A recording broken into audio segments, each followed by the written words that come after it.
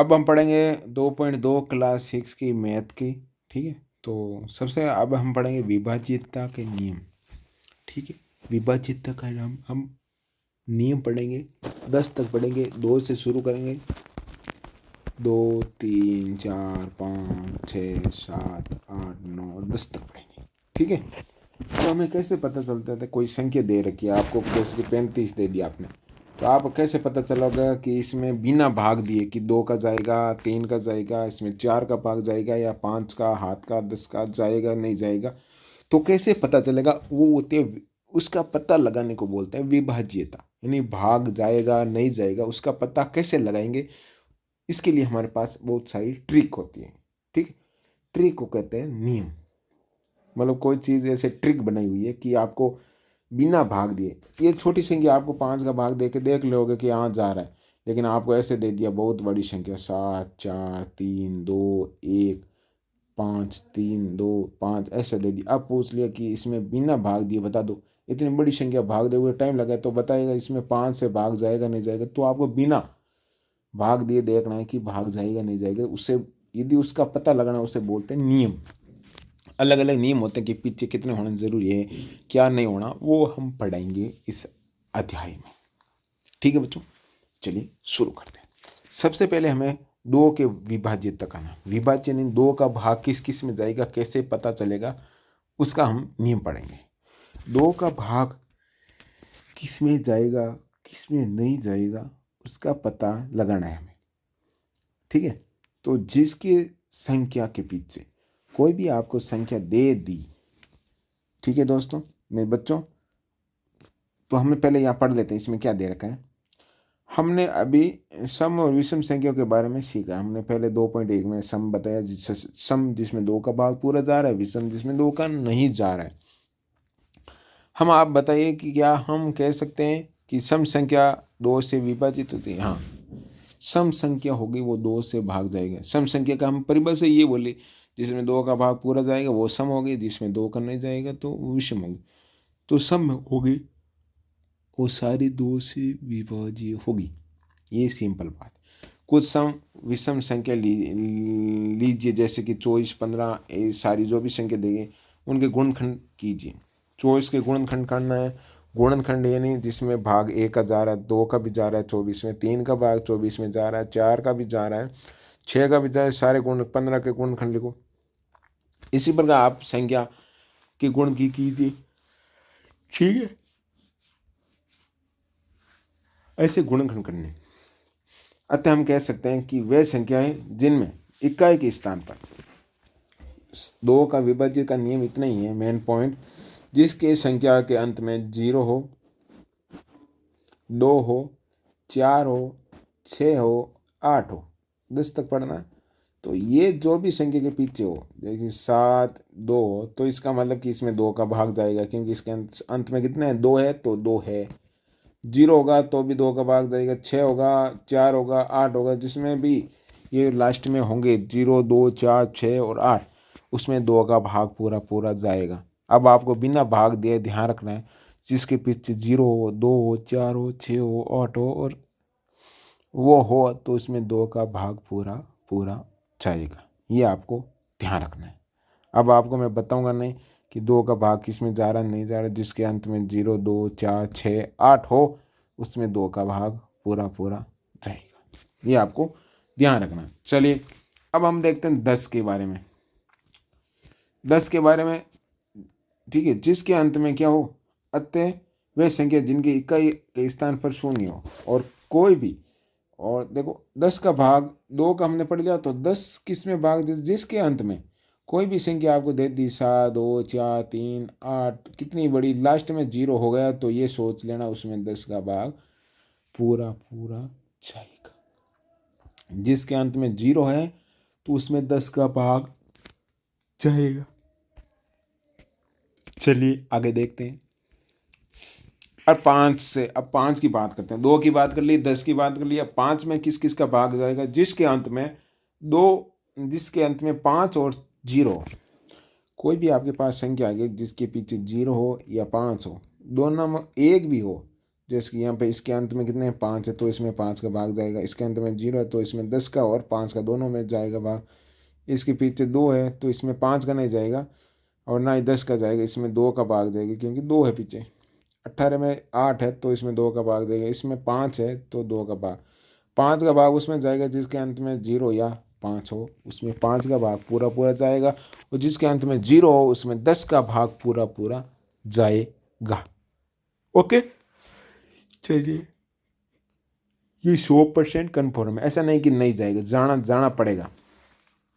हमने 2 का पढ़ लिया, 5 का पढ़ लिया और 10 का पढ़ लिया। अब हम पढ़ते हैं 3 से विभाजित। अब 3 किस किस में भाग जाएगा 3 का, वो ध्यान रखना है। तो 3 का भाग देने के लिए थोड़ा सा ध्यान रखना है, सबको क्या करना, जोड़ना है। आपके पास दे दो ये संख्या दे दी 3 और 9 दे दिया, अब पूछेगा कि इसमें 3 का भाग जा रहा है या नहीं जा रहा है, तो आपको सिंपली क्या करना है, 3 और 9 को जोड़ दो, कितने हुए 12, 12 हुए, इनको और जोड़ दो, 1 + 3 कितने हुए 3, अतः इसका 3 का भाग पूरा पूरा जा रहा है। यहाँ से भी देख सकते तो इसमें 3 का भाग जा रहा है, तो ये भी सही है। जोड़ोगे ना तो उसमें जोड़ने के बाद जो उत्तर आएगा उसमें 3 का भाग पूरा जा रहा है, तो वह 3 से विभाज्य होगी। ओके, ये हो गया 3 का नियम। इसके पीछे कुछ नहीं है कि इतना होना जरूरी है, उसमें क्या करना, हमें संख्याओं को जोड़ना है, जोड़ने के बाद उसमें 3 का भाग जा रहा है या 3 आ रहा है तो वो 3 से विभाज्य होगी। वो है 3 की विभाज्यता का नियम। चलिए, और 9 के विभाज्यता का नियम देखते हैं। तो 9 में भी क्या है, 3 का पढ़ा तो 9 का भी पढ़ लेते हैं। 9 का पूछ रहा है कि आपके पास जो भी संख्या दे रखी है, जिसकी संख्या दे दी 18, 27, तो इसमें क्या होगा, सबको जोड़ना है। 1 को जोड़ो, 8 को जोड़ो, 2 को जोड़ो और 7 को जोड़ो, टोटल जोड़ो, जोड़ा तो हुआ 18। तो 18 में आप देख सकते हो 9 का भाग पूरा पूरा जा रहा है, तो 2 बार जा रहा है, तो इसका मतलब कि ये संख्या है ना 18, 27, 9 का भाग पूरा पूरा जाएगा। सेम नियम जो 3 का है वो 9 का है। ठीक है, अब 6 की बात करते हैं। 2 की बात हो गई, 3 की हो गई, अब हम 6 की बात करेंगे। किसकी करेंगे, 6 की बात। 6 की बात करते हैं। तो चलिए, यहाँ पे आपको संख्या दे दी 216। अब हमें कैसे पता है इसमें 6 का भाग जाएगा नहीं जाएगा, तो हम देखेंगे जिसमें 2 का भाग पूरा पूरा जा रहा है। 6 कैसे बनते हैं, 6 2 × 3 से बनते हैं। 6 कैसे बनते हैं, 2 × 3, जिसमें 2 का भाग भी पूरा जाए और 3 का भी भाग जाए, तो 2 और 3 दोनों का भाग पूरा जाए तो वो 6 से भी भाग जाएगा। तो इसमें देखा 2 का भाग जाएगा क्योंकि लास्ट में 6 है, तो 2 का भाग तो पूरा जाएगा। और अब हम पढ़ते हैं 3 का भाग कैसे पता चलेगा, 3 का भाग होगा तो 2 और 1 और 6 को जोड़ दो, कितना हुआ 7, 8, 9, तो 9 है। 9 में 3 का भाग पूरा जा रहा है, तो हाँ, तो हम कहेंगे 2 का और 3 का दोनों में भाग पूरा पूरा जा रहा है, तो अतः 6 से भी विभाज्य होगी। यानी 6 का भाग उसमें जाएगा जिस संख्या में 2 का भी भाग पूरा पूरा जा रहा है और 3 का भी भाग पूरा पूरा जा रहा है, तो अतः हम कह सकते हैं 6 का भी भाग पूरा पूरा जाएगा। इस टाइप से हम उसका पता लगा सकते हैं कि 6 का भाग जा रहा है या नहीं जा रहा है। 6 का भाग का पता लगाने के लिए हमें क्या करना, पहले 2 का भाग जा रहा है, मतलब 2 का भाग जा रहा है, नई संख्या के लास्ट में 2, 0, 4, 6, 8 हो, तो इसका मतलब कि 2 का भाग पूरा जा रहा है, वो उसका कोई टेंशन नहीं। उसके बाद 3 का देखना, तो 3 की सभी संख्या को जोड़ो, उसमें 3 का भाग देख के देखो, यदि पूरा जा रहा है तो वो भी संख्या 6 से विभाज्य होगी। ये हो गए 6 के नियम, 6 के विभाज्यता का नियम। ठीक है, तो अब 4 की बात हो गई, 2 की बात कर ली, 3 की बात कर ली, अब 5 की बात कर ली, 6 की बात कर ली, 8 की बात कर ली, 9 की बात कर ली और 10 की भी बात कर ली। अब पीछे रहा 4 और 8। 4, 8 के नियम हम पढ़ेंगे। 4 से विभाज्य संख्या का नियम कैसे होगा वो हम पता लगाते हैं। जब किसी संख्या के दाई और इकाई के अंकों से बनी संख्या 4 से विभाज्य होती है तथा मतलब इकाई और दाई के स्थान पर 0 हो, तो वो 4 से विभाज्य होगी।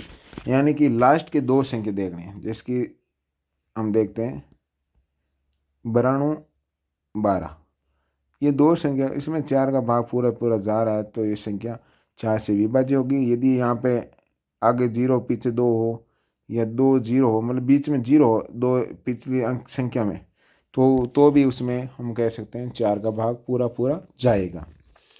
8 की विभाज्यता का नियम, यदि किसी संख्या के सैकड़ा, इकाई, दहाई वाले तीनों अंकों में 4 8 का भाग पूरा पूरा जा रहा है और ठीक है विभाज्य हो रहा है और शून्य हो तो वह भी क्या होगी, मतलब लास्ट की 3 संख्या देखनी है तो हम 8 का पता चल जाएगा कि 8 का भाग उसमें जा रहा है या नहीं जा रहा है। ठीक है, 11 के विभाज्य का नियम, 11 का विभाजित का नियम देखना है तो क्या संख्या विभाज्य है या नहीं उसके जानने के लिए हमें क्या करना, वे संख्या जिनके सम और विषम स्थानों के अंकों का योग का अंतर 0 और 11 के गुण हो तो वह 9 से विभाज्य होगी। ठीक है, ये ध्यान रखना है। 11 का हमें भाग देना है तो हमें क्या करना, सम और विषम स्थान चेक करना है, सम और विषम स्थान चेक करना है। जैसे कि एग्जाम्पल हम देखते हैं कि 11 का भाग जाएगा नहीं जाएगा। एग्जाम्पल आपको समझा देता हूँ छोटा सा। 72 325 सम स्थान कौन से हुए, यहां से देखो। विषम का देखा तो 1 नंबर में आ गए ये, 3 नंबर चेक करो, उसके बाद 5 नंबर, ये विषम स्थान में, विषम यानी जिसमें 2 का नहीं भाग, ये 1 नंबर आ गया, ये 3 नंबर आ गया और ये 5 नंबर आ गया। तो ये विषम स्थान में, विषम स्थान में कौन कौन से 7 है, 3 और 5 है। इनको आप जोड़ो, टोटल कितना आ रहे हैं, 15 आ रहे हैं। उसके बाद हमें क्या करना, सम संख्या जोड़ो, 2 + 2 कितने हो गए, 4, 4 और क्या आ गए, 15 आ गए। ठीक है, अब हमें किसका क्या करना, विषम संख्या का अंतर निकालना है। 15 माइनस हमें करना है 4, तो पीछे कितना आए, 11, अतः मतलब 11 का भाग पूरा पूरा जा रहा है। सम स्थान और विषम स्थानों, मतलब विषम स्थान का अंकों का योग और सम स्थानों का अंकों का योग घटाना है। उसके बाद जो भी आएगा उसमें 11 का गुणज है तो 11 का भाग जाएगा, नहीं तो नहीं जाएगा। ओके, तो हमने पूरा देख लिया, समझ में आ गया होगा आपको। चलिए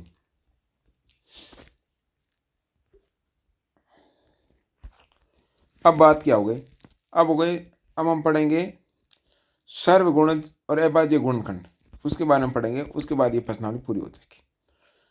जैसे कि 3 व 4 के गुणज क्या है, 3 के गुणज लिखो, 4 के गुणज लिखो। 3 के गुणज जिसमें 3 का भाग जा रहा है, 3 के गुणज, गुणज का मतलब क्या था, 3 का पहाड़, गुणज का नाम आ गया तो 3 का पहाड़ लिख लो। 4 के गुणज यानी 4 से जो भी गुणा करके बनता है वो होता है 4 के गुणज, और 4 के गुणज दोनों के गुण लिखो। तो इसमें देखो दोनों में क्या है, 12 समान है, यहाँ पे इसमें भी 12 आ रहे हैं, इसमें भी 12 है, 4 के पावड़ में भी 12 आ रहा है और 3 के पावड़ में, दोनों में 12 आ रहे हैं। 3 व 4 समान गुणों से गोला बनाए तो इसमें देखी जाए ऐसी संख्या 12 आ रहे, 24 आ रहे, 36 आ रहे, जिसमें क्या हो रहा है, 3 के पावड़ में भी आ रहे हैं, 3 के गुणज में भी आ रहे हैं, 4 के गुणज में भी आ रहे हैं, दोनों के गुणज में आ रही है तो उसे बोलते हैं सार्वगुणज। जैसे कि 2 के पहाड़े में भी आई, 3 के पहाड़ में, ऐसे दो जोड़े जिसमें मतलब दोनों पहाड़े में आ रहे हैं तो वे होते हैं उसके सार्वय गुणज बोलते हैं। 3 और 4 के सार्वय गुणज क्या क्या हो गए, 12 24 36, ये क्या है, सार्वय गुणज है। और अभाज्य गुणनखंड, अभाज्य गुणनखंड कैसे करेंगे, जिससे देखो हम संख्या के गुणनखंड करना सीख चुके हैं, संख्या का गुणनखंड मैंने सिखा दिया आपको। ठीक है, हम देखते हैं कि संख्या 18 के उपयुक्त दोनों प्रकार के गुणनखंड अतः प्राप्त गुणनखंड अभाज्य संख्या है। किसी संख्या इस प्रकार से गुणनखंड अभाज्य गुणनखंड कहलाते हैं। यानी कि 18 के जो भी हमने 18 के गुणज किए, 2 18 का भाग किस किस में जा रहा है, देखो मैं बताता हूँ आपको। हमारे पास क्या है, 18,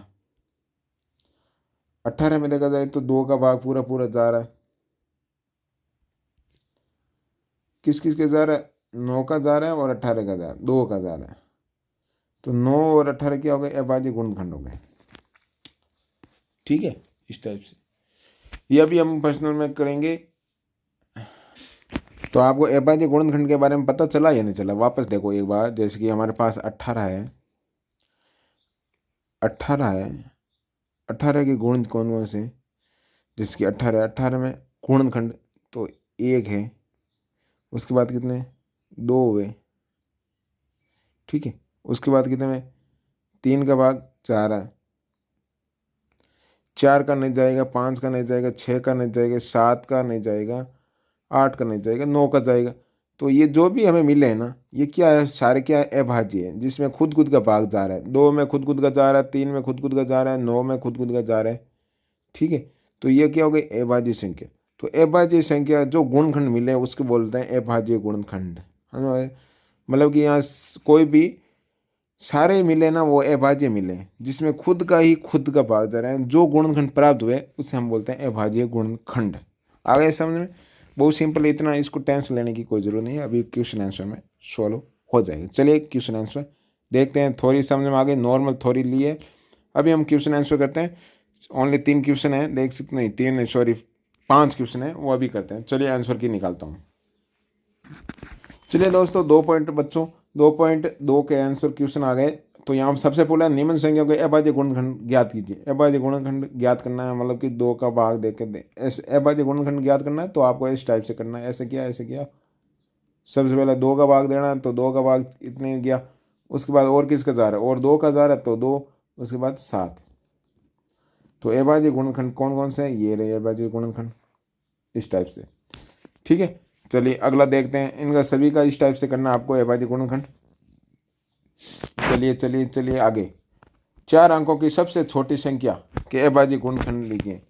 4 अंकों की सबसे छोटी संख्या क्या होती है, 4 अंकों की सबसे छोटी संख्या 1 0 0 0, और 4 अंकों की सबसे बड़ी संख्या पूछ ले तो 9 9 9 9, छोटी संख्या ये।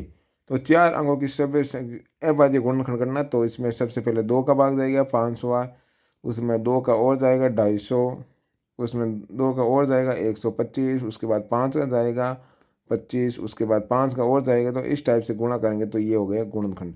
सबसे छोटी पूछे तो बड़ी पूछे तो भी हम लिख सकते हैं, हमें कोई टेंशन नहीं है। निम्न में सर्व गुणनखंड ज्ञात कीजिए। सर्व गुणनखंड ज्ञात करना है, ठीक है। तो 24 का है तो 24 का अलग अलग ज्ञात करना है। सर्व गुणनखंड किसे कहेंगे, सर्व जिसमें दोनों का भाग जाएगा। जैसे कि 24 का पहले हम देखते हैं गुणनखंड निकालना है, तो हम देखते हैं, ठीक है। 24 के गुणनखंड लिखना है, अच्छा सर्व गुणनखंड लिखना है। तो देखो 24 का गुणनखंड लिखना है, 24 में 1 का भाग जा रहा है, 2 का जा रहा है, 3 का जा रहा है, 4 का जा रहा है और 6 का जा रहा है, 6 का जा रहा है। उसके बाद 8 का भी जा रहा है और 12 का भी जा रहा है और 24 खुद का जा रहा है। उसके बाद देखते हैं 36 का, 36 में देखा जाए तो 1 का जा रहा है, 2 का जा रहा है, 3 का जा रहा है, 4 का जा रहा है, 6 का जा रहा है, ठीक है। इस टाइप से जो कॉमन है, देखो 0 एक कॉमन है, ये कॉमन है, ये कॉमन है, ये कॉमन है, ये कॉमन है, और 8 का 8 8 64 चौबीस 4 8 का नहीं जाएगा, 9 का जा रहा है, 9 है नहीं। उसके बाद 12 का जा रहा है, 12 भी कॉमन है, ठीक है। तो जो कॉमन आए ना तो वो हो गए सार्वय गुणनखंड। तो सार्वय गुणनखंड कौन कौन से यहाँ पे देख सकते, तो कॉमन आया ये और 12। तो ये सार्वय गुणनखंड, सार्वय नहीं दोनों में जो संख्या दे रखी है उसमें दोनों का भाग पूरा, मतलब दोनों जो कॉमन आ रहा है उसे बोलते हैं सार्वय गुणनखंड, ठीक है। 35 और 40 का निकालना है तो दोनों में देखना है कौन कौन कॉमन आ रहे हैं, ठीक है। ये इस टाइप से निकलेगा। चलिए चलिए 4 नंबर, निम्न में 3 प्रथम गुण ज्ञात कीजिए। प्रथम गुण ज्ञात करना है, प्रथम गुण यानी प्रथम 3 गुण ज्ञात करना। निम्न के प्रथम 3 सर्व गुण ज्ञात करना, सॉरी सर्व गुण ज्ञात करना है। तो हमें किसका किसका पूछा, 4 का पूछा, 4 का पहाड़ा गुण, गुण का नाम आ गया तो पहाड़ा हरू कर दो। 4 8 12 16 18 20 24 इस टाइप से। और क्या है, 5 का 5 10 15 20 25 30 35 40 45 50 55 60। तो 4 के पहाड़ में कौन कौन से आएंगे, तो 4 के पहाड़ में देखा जाए तो सेम 20 आ रहा है, और आगे क्या आएगा 40 भी आएगा, 40 10 10 10 10 बार में 40 आएगा। उसके बाद 60 भी आएगा इस टाइप से। तो 3 है, 3 का पूछा तो 3 यहाँ पे देख सकते हो ऐसे गुणज लिखना है। और कॉमन जो आ रहा है तो यहाँ पे देख सकते हो कॉमन कौन कौन से आ रहे हैं। देखो 20 कॉमन आ रहा है दोनों में, सॉरी 20 और ये 20, 40 40, 60 60 दोनों में कॉमन आ रहे हैं। तो कॉमन आ रहा है वो होता है सार्वय गुणज, सार्वय गुणज। इसमें ट्राई करना है तो पहाड़ा लिखना है यहाँ तक। जो भी कॉमन आ रहा है 3 संख्या लिखनी है। 3 संख्या पूछा, 3 5 पूछे तो 5 तक हम पहाड़ा लंबा बढ़ाना पड़ेगा। इनके चारों का, तीनों में जो कॉमन आ रहा है वो होता है सार्वय गुणज। चलिए सार्वय गुणज की बात हो गई।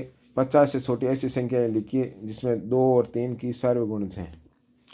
हमें क्या लिखना है, 50 से छोटी संख्या लिखनी। 50 से छोटी संख्या लिखनी जिसमें 2 का भी भाग पूरा जाए और 3 का भी भाग पूरा जाए। तो ऐसी संख्या लिखनी है जिसमें 2 का भी और 3 का भाग पूरा पूरा जाए। 50 तक शुरू करते हैं, 2 4 6 8 10 12 16 17 18 जो भी ये संख्या लिखी।